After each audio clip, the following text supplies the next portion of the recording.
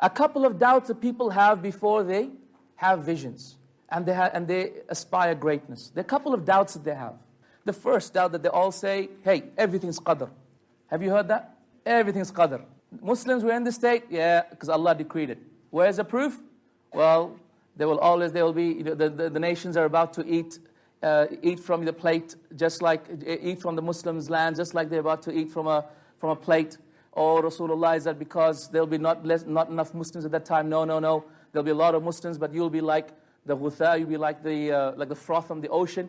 So we quote this hadith as if it's qadr, isn't it? So we say qadr is to blame. And this is a problem, my friends. I want to quote to you what Muhammad Iqbal says. You know what Muhammad Iqbal is? He is a poet from Pakistan. He has a very interesting statement. Now, I'm not going to say it in Urdu, because my Urdu is not that good. But I translated it, okay? So this is what he said. He said, people without vision are led by qadr. Listen to this, please. This is fascinating, absolutely brilliant. He said, people without vision are led by qadr. And people of vision, they are the qadr of Allah on this earth. Amazing, isn't it? People without vision, they're just like, people are pushing you here, you go that way. The wind is blowing there, so you go that way.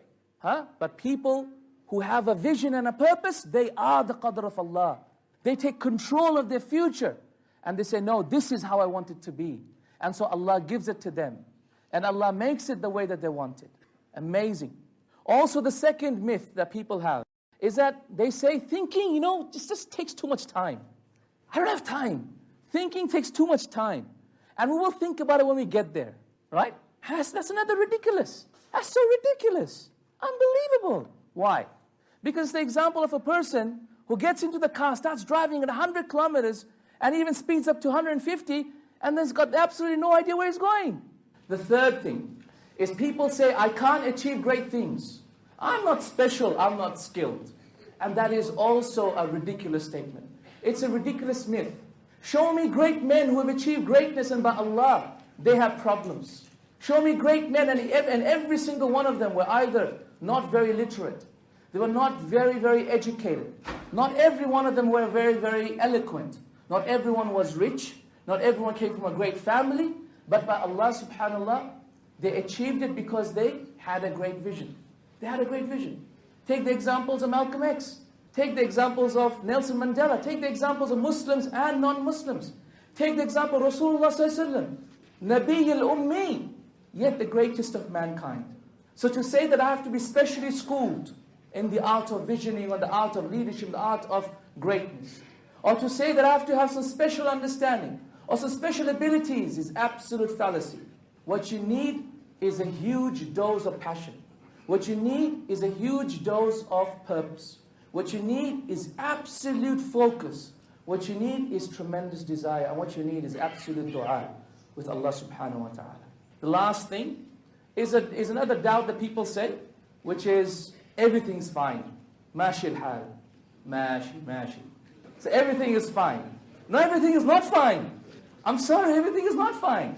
We're actually here because we plan to be here. We have failed to plan, so we have actually planned to fail. My brothers and sisters, I also want to urge your caution against something which is quite common in our community as well.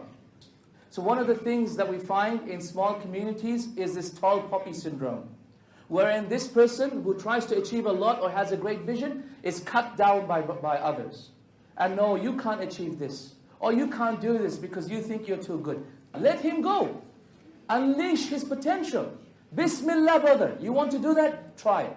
You might fail, so what? Try again. You might fail again, so what? Try again. Soon you'll realize what your potential really is and what your ability really is, inshallah. And this is exactly what we should be encouraging, inshallah ta'ala, in our community. Telling our youth, encouraging them to have great visions, to achieve great things with their life, inshallah ta'ala, and that is exactly the way of the people of the past. Jazakumullah khair. Assalamu alaikum wa rahmatullahi wa barakatuh.